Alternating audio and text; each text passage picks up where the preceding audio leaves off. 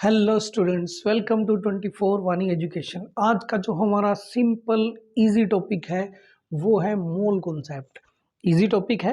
देखिए, हमें इस मोल कॉन्सेप्ट को पूरा डिटेल के अंदर समझने के लिए चार इसको पार्ट में हमने डिवाइड किया हुआ है। अगर हम इसको इन 4 पार्ट्स के अकॉर्डिंग समझेंगे तो मोल कॉन्सेप्ट हमारे लिए बहुत ज़्यादा ईजी हो जाएगा, क्योंकि मोल कॉन्सेप्ट एक ऐसा टॉपिक है जो हम आज स्टार्ट करेंगे और इसको पूरा डिटेल के अंदर समझेंगे, और जब तक हमारी केमिस्ट्री चलती जाएगी तब तक ये हमारा साथ देगा। लगभग हर टॉपिक के अंदर, हर चैप्टर के अंदर, हर न्यूमेरिकल के अंदर इसका डायरेक्ट या इनडायरेक्ट कहीं ना कहीं यूज होगा। तो चलिए समझते हैं हम हमारे मोल कॉन्सेप्ट को। देखिए, इसको अभी हमने बात की, इजी बनाने के लिए हमने 4 कैटेगरी में 4 पार्ट में डिवाइड किया है। तो सबसे पहले हम इसकी फर्स्ट डेफिनेशन या फर्स्ट पार्ट को समझते हैं। What will be the first definition और first part of mole concept. देखिए, मोल कॉन्सेप्ट को समझने के लिए पहले हमें एटॉमिक मास और ग्राम एटॉमिक मास के बारे में आइडिया होना चाहिए। हमने लिया ग्राम एटॉमिक मास लेंगे और हम एटॉमिक मास लेंगे। पहले हम एटॉमिक मास लेते हैं। मैंने कहा एटॉमिक मास ऑफ कार्बन, फिर हमने कहा ग्राम atomic mass of carbon. Atomic mass of carbon, gram atomic mass of carbon. Difference क्या है? देखिए, कार्बन का वेट हम कितना कंसिडर करते हैं? 12, ठीक है। पर अगर एटॉमिक मास हमने कहा है तो उसका यूनिट लगेगा AMU। Atomic mass unit AMU। Atomic mass of carbon 12 AMU। Gram atomic mass of carbon, इसके अंदर हमें इसको ग्राम में रिप्रेजेंट करते हैं, 12 ग्राम। सिंपल सी बात है। एटॉमिक मास और ग्राम एटॉमिक मास में क्या डिफरेंस है? एटॉमिक मास में हम AMU को एज ए यूनिट यूज करेंगे, ग्राम एटॉमिक मास में ग्राम को एज ए यूनिट यूज करेंगे। इसी टाइप से मॉलिक्यूलर मास, कोई अगर मॉलिक्यूल है, मॉलिक्यूलर मास ऑफ, अगर हम वाटर कहें, वाटर का मॉलिक्यूलर मास कहें, और gram molecular mass of water कहें, वो देखिए क्या होगा। वाटर एक मॉलिक्यूल है, इसका मॉलिक्यूलर मास कितना होगा? 16 और 2 18। वाटर का वेट कितना यूज करते हैं हम? 18 यूज करते हैं। पर ये मॉलिक्यूलर मास है तो इसका जो यूनिट लगेगा वो AMU लगेगा। पर ये ग्राम मॉलिक्यूलर मास है तो इसका यूनिट लगेगा ग्राम। सिंपल सी बात, अगर आप ग्राम एटॉमिक मास या ग्राम मॉलिक्यूलर मास लेंगे तो यूनिट ग्राम लगेगा। अदरवाइज सिंपल एटॉमिक मास लेंगे या मॉलिक्यूलर मास लेंगे तो यूनिट लगेगा AMU। अब मोल कॉन्सेप्ट की फर्स्ट डेफिनेशन के अंदर हमने इन्हीं ग्राम एटॉमिक मास और ग्राम मॉलिक्यूलर मास को यूज करना है। सबसे पहले तो हमें ये चीज मालूम होनी चाहिए थी। अब देखिए, मोल कॉन्सेप्ट की फर्स्ट डेफिनेशन के अकॉर्डिंग क्या होगा। किसी भी सब्सटेंस का आप ग्राम एटॉमिक मास लो या ग्राम मॉलिक्यूलर मास लो। जैसे हमने लिया कार्बन की बात, अगर हम करें, कुछ एक एलिमेंट लेते हैं, कार्बन का वेट हम 12 मानते हैं, पर मैं इसका ग्राम एटॉमिक मास लूंगा तो ये कितना हो जाएगा? 12 ग्राम। इसी टाइप से सोडियम का वेट हम कितना मानते हैं? 23, पर अगर मैं इसका ग्राम एटॉमिक मास लूंगा तो ये कितना हो जाएगा? 23 ग्राम। वाटर का वेट अभी हमने लिया 18 ग्राम मॉलिक्यूलर मास, तो ये कितना हो जाएगा? 18 ग्राम।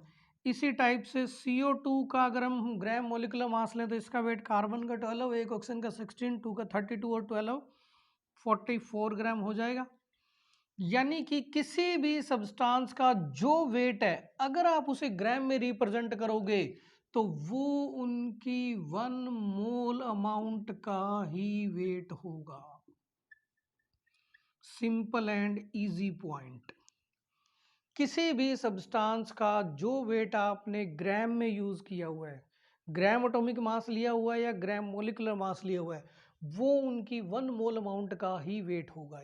यानी 1 मोल कार्बन का वेट 12 ग्राम, 1 मोल सोडियम का वेट 23 ग्राम, 1 मोल H2O का वेट 18 ग्राम, 1 मोल CO2 का वेट 44 ग्राम, क्योंकि ये इनके 1 मोल अमाउंट का वेट लिया गया है ग्राम में रिप्रेजेंट करके। और देखते हैं, मैंने अगर कहा 2 मोल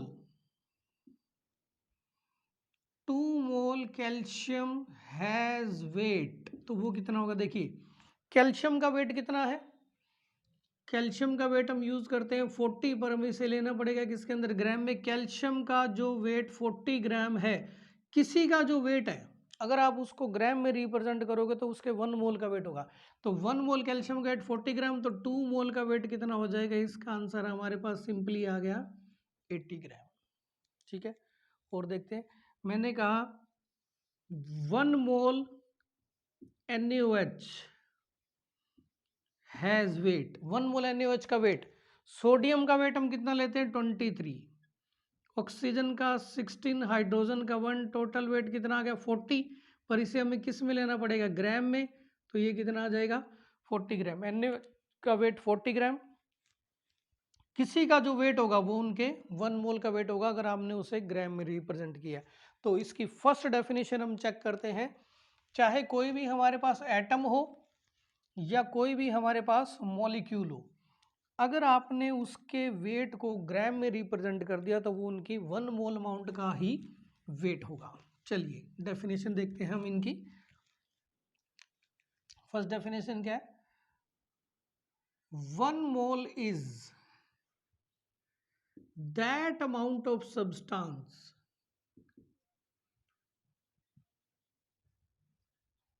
1 mole is that amount of substance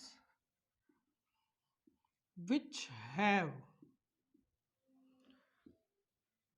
weight equal to, जिसका वेट किसके बराबर होगा? 1 mole is that amount of substance which have weight equal to, अगर एटम है तो ग्राम एटॉमिक मास के बराबर, मॉलिक्यूल है तो ग्राम मॉलिक्यूलर मास के बराबर। ठीक है, which have weight equal to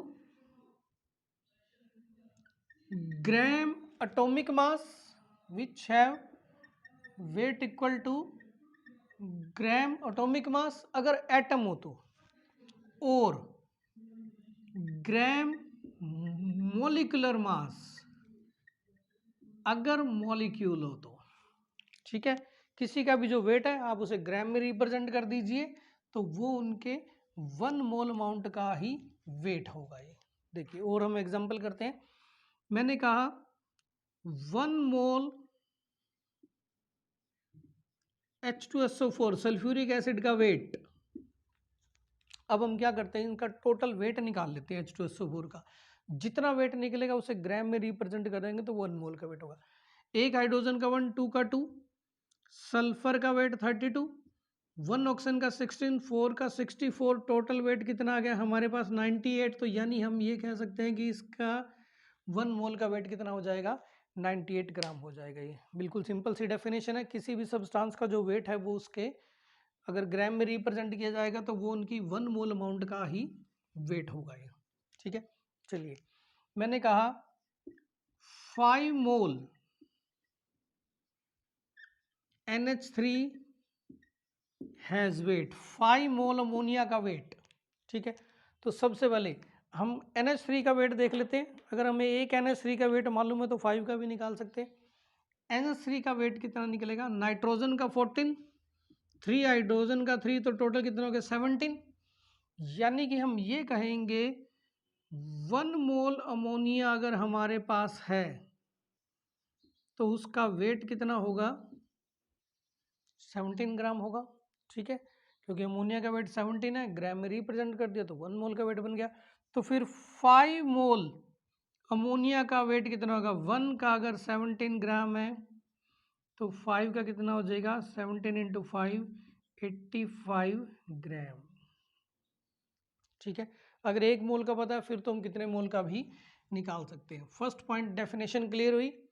1 मोल किसी भी सब्सटेंस का वो वेट है जो उसके ग्राम एटॉमिक मास या ग्राम मॉलिक्यूलर मास के बराबर होगा। ये देखिए, अब एक और चीज इसके अंदर डिस्कस करते हैं। देखिए, हमने ये कहा 1 मोल कार्बन, इसका वेट कितना लिया? 12 ग्राम। थोड़ा सा इस टाइप से हम इनके ना थोड़ा स्टाइल समझेंगे कि किस टाइप से इसके न्यूमेरिकल बन सकते हैं। 1 मोल कार्बन अगर 12 ग्राम है तो फिर 12 ग्राम कार्बन भी 1 मोल होगा। ये तो सिंपल बात है, ठीक है। 1 मोल कार्बन अगर 12 ग्राम है तो 12 ग्राम कार्बन भी 1 मोल के इक्वल होगा। ये तो बिल्कुल सिंपल बात है। अब हम इसके न्यूमेरिकल कैसे बना सकते हैं? जैसे हमें एक न्यूमेरिकल दिया 72 ग्राम H2O has mole, 72 gram H2O has मोल। देखिए H2O का वेट बनाइए, 16 और 2 18। H2O का वेट हमने कितना लिया? 18 ग्राम। किसी भी सब्सटेंस का जो वेट होगा वो होगा उसके 1 मोल के बराबर, यानी 18 ग्राम वाटर अगर 1 मोल है तो फिर 72 का निकल जाएगा ही। 18 ग्राम वाटर से हमारे पास मोल कितने आए? 1 ग्राम वाटर से मोल कितने आ जाएंगे? 1/18। और 72 ग्राम से मोल कितने आ जाएंगे? 1/18 इंटू 72 इज इक्वल टू 4 मोल आ जाएंगे हमारे पास, ठीक है। ये क्लियर हुआ। अब अगर हमारे पास वेट गिवन है तो उससे मोल बनाने का हमारे पास एक शॉर्ट फॉर्मूला भी है। N is number of moles. किसके बराबर आएगा ये? Given weight by molecular weight. अगर मॉलिक्यूलर तो मॉलिक्यूलर वेट, एटम है तो एटॉमिक वेट, ठीक है। जैसे अभी यही वाला न्यूमेरिकल की 72 ग्राम वाटर के मोल कितने होंगे, तो number moles given weight by molecular weight. Given weight कितना था इसका? 72। मॉलिक्यूलर वेट कितना? 18। तो इसके मोल कितने बन गए? 4, ठीक है। आई थिंक ये फर्स्ट डेफिनेशन बिल्कुल ही सिंपल है। किसी भी सब्सटेंस का जो वेट है अगर आप उसका ग्राम में रिप्रेजेंट करोगे, यानी ग्राम एटॉमिक मास लोगे या ग्राम मॉलिक्यूलर मास लोगे, तो वो उनकी 1 मोल अमाउंट का ही वेट है। बिल्कुल सिंपल है, ठीक है। चलिए आगे करते हैं, हम सेकंड डेफिनेशन की तरफ प्रोसीड करते हैं। ये हम इसकी अब सेकंड डेफिनेशन को इंट्रोड्यूस करते हैं। देखिए फर्स्ट डेफिनेशन तो हमने वेट की टर्म में बताई। 1 डजन, अगर मैं 1 डजन की बात करूं तो वो 12 के लिए फिक्स है। 1 डजन कभी भी 12 से तो डाइवर्ट नहीं होगा, 13 या 11 तो नहीं होगा ना। 1 डजन फिक्स है। उसी टाइप से 1 मोल भी एक फिक्स अमाउंट है, 6.022 इंटू 10⁻23। ये भी एक फिक्स अमाउंट है। जैसे अगर मैं कहूँ I have 1 dozen pen, it means मेरे पास 12 पेन है। पर अगर मैं कहूँ आई हैव 1 मोल पेन, तो it means I have 6.022 into 10⁻23 pen. जैसे डजन सुनते ही हम 12 का यूज़ कर लेते हैं, वैसे 1 मोल सुनते ही हमें 6.022 इंटू 10⁻23 का यूज़ करना है। अब ये 12 जो डजन के लिए हम यूज़ करते हैं, ये किसी भी चीज़ के लिए फिक्स नहीं है। मतलब जो डजन के बाद आएगा वही 12 के बाद आ जाएगा।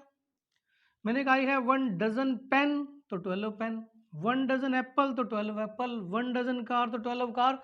तो इसी टाइप से ये जो 1 मोल की वैल्यू है ये किसी के लिए फिक्स नहीं है। Atom, molecule, cation, anion, carbon सबके लिए है। ये जो मोल के बाद आएगा वही इसके बाद आ जाएगा।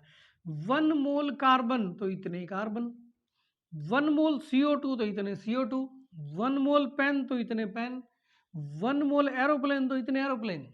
समझ गए बात है? जो डजन के बाद वो 12 के बाद, जो मोल के बाद वो इतने के बाद है, ठीक है। ये वैल्यू हमारे पास इस टाइप से कंसिडर हो जाएगी।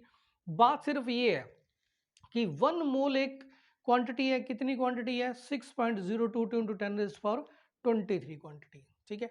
और ठीक है 12 को हम ऐसे लिख सकते हैं इस टाइप से। तो इसे ये जो हमने 6.022 इंटू 10⁻23 क्वांटिटी लिखी है, इसे हम Na एवोगैड्रो नंबर या n के लाइक में 0 n नोट इससे रिप्रेजेंट कर सकते हैं। Na की वैल्यू भी यही है और n नोट की वैल्यू भी यही है। Na is Avogadro number which is equal to 6.022 into 10⁻23। Numerical देखते हैं जरा। मैंने कहा 1 dozen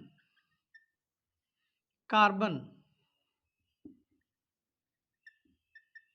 atom is equal to, और 1 mole carbon atom is equal to, देखो 1 डजन कार्बन एटम कहा तो आप डायरेक्ट लिखेंगे 12 कार्बन एटम, ठीक है, क्योंकि डजन है।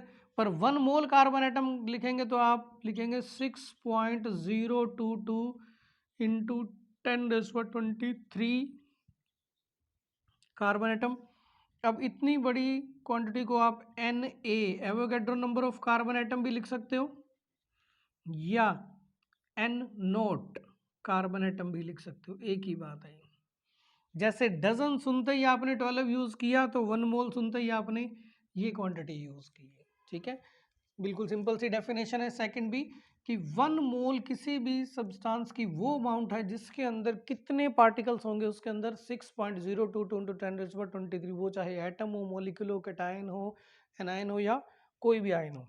डेफिनेशन लिख सकते हैं, 1 mole is that amount of substance, 1 mole is that amount of substance which have 6.022 into 10⁻23 particles. ठीक है, ये पार्टिकल्स कुछ भी हो सकते हैं, एटम भी हो सकते हैं, मॉलिक्यूल भी हो सकते हैं, एनीथिंग। थोड़े से न्यूमेरिकल चेक करते हैं। देखिए, एक न्यूमेरिकल मैंने कहा 10 मोल कैल्शियम हैज एटम। अब कैल्शियम एक एटम है, इसलिए हमने एटम पूछा है। 10 मोल कैल्शियम हमें दिए हुए, तो उसके अंदर टोटल एटम कितने होंगे? देखो, अगर 10 की जगह 1 मोल दिया होता, 1 मोल कैल्शियम एटम कितने हो जाएंगे? 6.022 इंटू 10⁻23 कैल्शियम एटम, ये तो 1 मोल में। पर हमें कितना दिया है? 10 मोल। 1 मोल में अगर 6.022 इंटू 10⁻23 है, तो 10 मोल में कितने हो जाएंगे? Multiplied by 10। ठीक है, और अगर इसको मल्टीप्लाई करके लिखेंगे तो वैल्यू आ जाएगी हमारे पास 6.022 इंटू 10⁻24 कैल्शियम एटम। ठीक है, ये बात क्लियर हुई ना? 1 मोल में अगर हमारे पास 6.022 है, तो 10 मोल में कितने? Multiply by 10। ठीक है, देखिए सिंपल से न्यूमेरिकल है। बस ये चीज ध्यान रखनी है कि अगर वेट पूछा है तो हमें आंसर वेट में देना है, एटम या मॉलिक्यूल पूछे हैं तो आंसर एन नोट के अंदर देनी है। और करते हैं हम न्यूमेरिकल। मैंने कहा 1000 atom of zinc has mole, 1000 atom of zinc has mole. तो देखिए, इसमें अब एक बात आ जाएगी कि अगर मैं इसको ऐसे लिखूं, 1 मोल का डाटा लिखो सबसे पहले। 1 मोल जिंक, इसके अंदर कितने एटम होंगे? 6.022 इंटू 10⁻23 जिंक एटम होंगे। ठीक है, ये ऐसे लिख सकते हैं ना हम। ये एक थोड़ा सा ध्यान से समझना, क्योंकि ये एक इंपॉर्टेंट पॉइंट है। मैं इसको रिवर्ट करके भी तो लिख सकता हूं। कैसे? 6.022 इंटू 10⁻23 जिंक एटम है, तो वो क्या होंगे? 1 मोल जिंक के बराबर हो जाएंगे। ठीक है, दोनों बातें सेम है। 1 मोल 6.022 के बराबर और 6.022 1 मोल के बराबर है, दोनों बातें ठीक है। पर अब हमने अपने न्यूमेरिकल को कैसे सोल्व करना है, इसका थोड़ा सा आइडिया लीजिए। देखिए, दोनों ही इसके अंदर जो क्राइटेरिया हमने दिए वो सेम है, बट जो हमारा क्वेश्चन है उसको हमने कैसे सोल्व करना है कि क्वेश्चन के अंदर जो भी चीज हमसे पूछी जाएगी या जो चीज हमने फाइंड आउट करनी है, जैसे मोल फाइंड आउट करने हैं, हमें मोल फाइंड आउट करने, जो भी चीज हमने फाइंड आउट करनी होगी वो हमेशा आपने राइट हैंड साइड पर ही रखनी है। ये चीज ध्यान रखना। ठीक है, 1000 एटम से मोल कितने हैं? तो देखिए, यहां क्या दिया हुआ है? 1 मोल से एटम दिए हुए, यानी इधर राइट हैंड पे एटम है, और इसमें क्या है? इतने एटम से मोल, यानी यहाँ राइट हैंड पे मोल है। हमने मोल निकालने हैं, तो मोल ही को ही हमने राइट पे रखना है। ठीक है, ये बात ध्यान रखना। दोबारा देखो, मैं 1 मोल जिंक को इसके बराबर लिख सकता हूँ। 1 मोल जिंक 6.022 के बराबर और 6.022 1 मोल के बराबर। अब इसको कैसे लिखे हम? हमने मोल निकालने हैं नहीं, तो मोल वाला डाटा हमने राइट पे रखना है। इसमें राइट पे एटम है और इसमें मोल है, तो हम ये वाला क्राइटेरिया फॉलो करेंगे। देखो, 6.022 इंटू 10⁻23 जिंक एटम है, तो उससे मोल कितने आ गए? 1 से कितने आ जाएंगे? 1/6.022 इंटू 10⁻23, और कितने एटम से निकालने हैं? 1000 एटम से कितने बन जाएंगे? ये बन जाएंगे 1000/6.022 इंटू 10⁻23। सोल्व करते रहेंगे मैथमेटिकली, जो भी आएगी वैल्यू, ठीक है। यानी जो चीज़ हमने फाइंड आउट करनी है वो राइट हैंड साइड पे रखनी होती है। और इसकी प्रैक्टिस करते हैं जरा, फिर बात क्लियर होगी।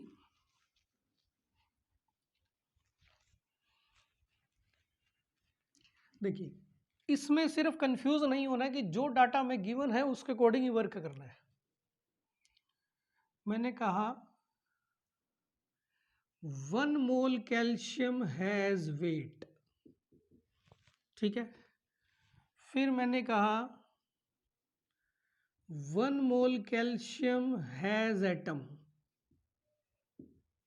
ठीक है। फिर हमने कहा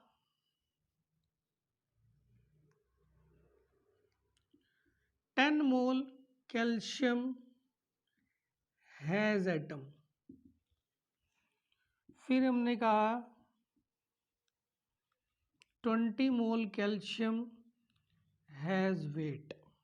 अब जो चीज हमें गिवन है या रिक्वायर्ड है उसके अकॉर्डिंग आंसर दें। देखो 1 मोल कैल्शियम का वेट पूछा है, कैल्शियम का वेट कितना होता है? 40, और अगर हम इसको ग्राम में रिप्रेजेंट करेंगे तो ये इसके 1 मोल का वेट बन जाएगा ना, तो यानी 1 मोल कैल्शियम का वेट हमारा आंसर आ गया 40 ग्राम, ठीक है।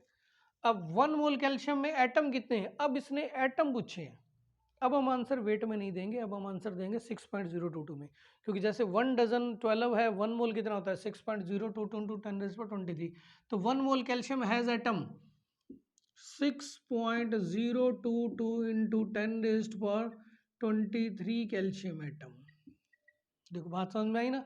वेट अगर पूछा तो आंसर वेट में 40 ग्राम में, अगर एटम या मॉलिक्यूल पूछे तो एन नोट के टर्म के अंदर। 10 मोल कैल्शियम एटम कितने होंगे? देखो 1 मोल में कितने हैं? इतने हैं, तो 10 मोल में कितने हो जाएंगे? 10 इंटू 6.022 इंटू 10⁻23 कैल्शियम एटम, यानी 10⁻24 हो जाएगा। पर 20 mole calcium has weight, 1 mole calcium का वेट कितना है? 40 ग्राम। 20 मोल का कितना हो जाएगा? इंटू 20, ये हो जाएगा हमारे पास 800 ग्राम। ये लॉजिक क्लियर हुआ, ठीक है। बस ये ध्यान रखना कि अगर वेट पूछा तो आपका आंसर ग्राम में आना चाहिए, एटम या मॉलिक्यूल पूछे हैं तो आपका आंसर 6.022 इंटू 10⁻23 की टर्म्स के अंदर आना चाहिए। ये थी हमारे पास सेकंड डेफिनेशन। अब हम इन फर्स्ट और सेकंड डेफिनेशन को मिक्सअप करते हैं, वो देखिए कैसे होगा। फर्स्ट डेफिनेशन और सेकंड डेफिनेशन को मिक्सअप करते हैं, वो कैसे किस टाइप से होगा देखिए जरा। हमने एक एग्जांपल दिया 72 ग्राम वाटर हैज मॉलिक्यूल, ठीक है। 72 ग्राम वाटर के अंदर मॉलिक्यूल कितने होंगे? तो देखिए वाटर का वेट कितना है? 18 ग्राम, वो किसके बराबर आ जाएगा? 1 मोल के बराबर आ जाएगा ये, ठीक है। यानी कि और 1 मोल के अंदर इसके अंदर मॉलिक्यूल कितने होंगे? NOH2O मॉलिक्यूल होंगे, ठीक है। या हम ये कह सकते हैं कि अगर 18 ग्राम वाटर है तो उसमें NOH मॉलिक्यूल है। 18 ग्राम H2O हैज NOH मॉलिक्यूल। 1 ग्राम में कितने हो जाएंगे? NOH/18 मॉलिक्यूल, और कितने ग्राम में निकालने हैं हमने? 72 ग्राम में, तो ये हमारे पास हो जाएंगे 4 NOH2O मॉलिक्यूल, ठीक है। ये हमारे पास मोल कॉन्सेप्ट की फर्स्ट और सेकंड डेफिनेशन है।